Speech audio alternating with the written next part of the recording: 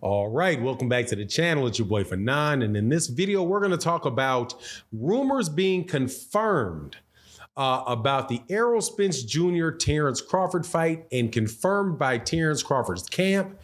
Let's talk about that in this video.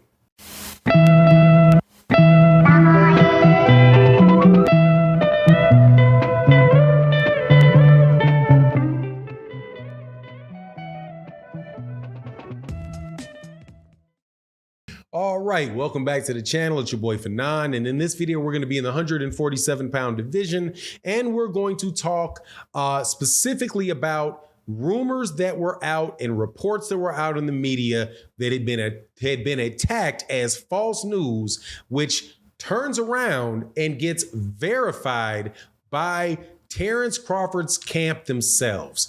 Now, before I get into that, though, let me welcome you back to the channel. If you are new to the channel, welcome to the channel. We have a really good forum here where we talk about boxing on a daily basis in the live stream and in the video format. Also, if you are a longtime subscriber and supporter of the channel, welcome back, welcome back, welcome back. All right, so let's get to this. There was a lot of news that came out over the last couple months about the Errol Spence Jr. Terence Crawford fight. Some information was provided by mainstream media. Others were provided by other outlets, specifically around what was holding up the fight and what is the position of the parties relative to each other in the Errol Spence Jr. and Terence Crawford negotiations. Then there was a tweet that went out that threw everybody for a loop, or threw a lot of people for the loop. Didn't throw it out for me, where Errol Spence Jr. said facts to a tweet where people had said, where the guy had said there's a lot of fake news, fake sources, and all kind of stuff going out, right?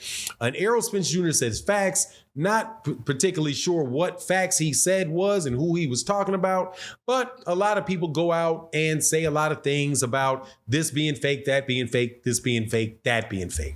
Now, ironically enough, however, Terence Crawford's camp did a video not 2 days later and revealed information about the negotiations that verified a lot of the conversations that had been going on.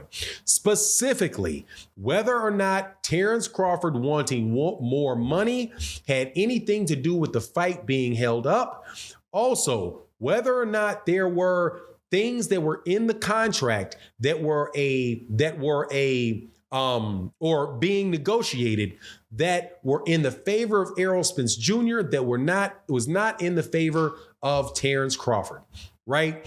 Specifically on this channel, I talked about two separate things that I had heard was out there.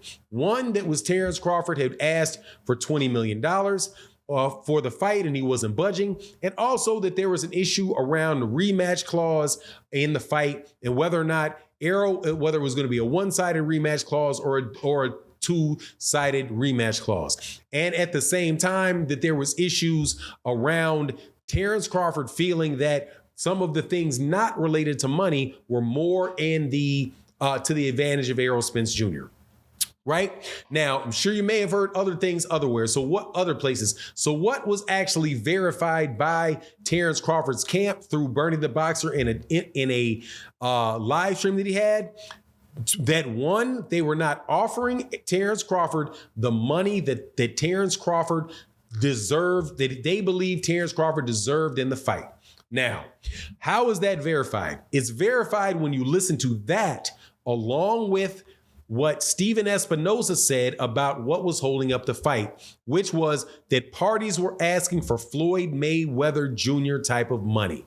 Now, if you ask somebody and you're fair about it and you say, what do you interpret as Floyd Mayweather Jr. type of money?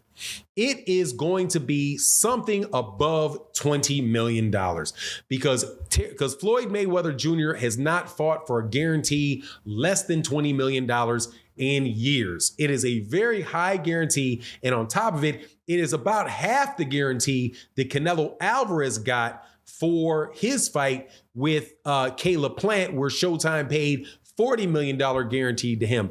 Offered another huge guarantee like that for the David Benavidez fight for Canelo and for the Jamal Charlo fight for Canelo. So Stephen Espinoza saying they're asking for that type of money, Mayweather type of money. Bernie the Boxer saying their camp does not feel as if they were getting as much money as they deserved, right? The very least that is going to be is $20 million. There's no way that Stephen Espinoza would say that he's looking for Floyd Mayweather type of money if he was asking for $10 million, if he was asking for $12 million. And plus, if you look at how much Terence Crawford got paid in guaranteed money for fighting guys like Amir Khan and fighting guys like Sean Porter in fights that were not big fights, $5 and $6 million guaranteed. Why would he ask for less than twice of that in that fight, but in the fight with Errol Spence Jr.? However, the conversation about whether or not it was money that was holding up the fight, and also Bernie the Boxer said that they were looking for that Errol Spence Jr.'s camp was looking for advantages that they were not giving to Terence Crawford. What could those be? Location, rematch clauses, glove size, ring size. I doubt very much that they're all the way down to the negotiations about the ring side, right? Because they haven't gotten past the money apparently. But please understand that is a verification of the fact that there's money issues around it, and there's also other type of advantages and things that they want. One thing that Terence Crawford himself had said was about the location and whether or not he would be willing to fight in Dallas,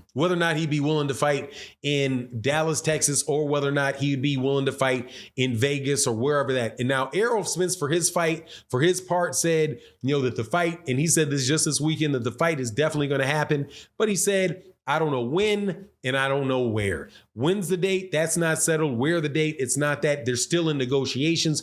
Does that mean that they're just in negotiations about the when and the where of it? Probably not.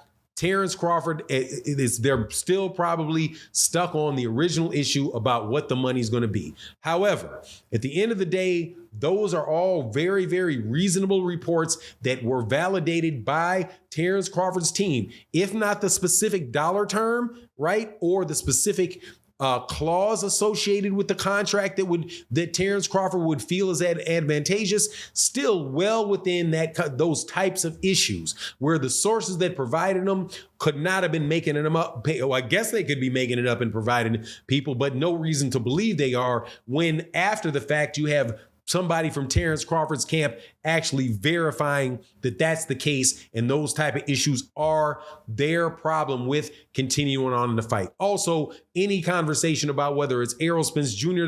that's holding up the fight or Terence Crawford is holding up the fight, it's definitely Terence Crawford, but not necessarily for any type of conversation where you say, oh, he's ducking him for some just stupid reason, right? Actually, the conversation about the money is very reasonable. The conversations about it being whether or not something is advantageous or not for them is very, very reasonable. It's just stuff that people go through with a lot of different fights that take time to make. But because people are talking about it on the internet a lot, the information just comes out a lot faster. And sometimes the information may be blurry, but in this case, not misleading. Anyway, that's my take on the matter. You let me know what you think in the comment section. And with that, I'm out. Deuces.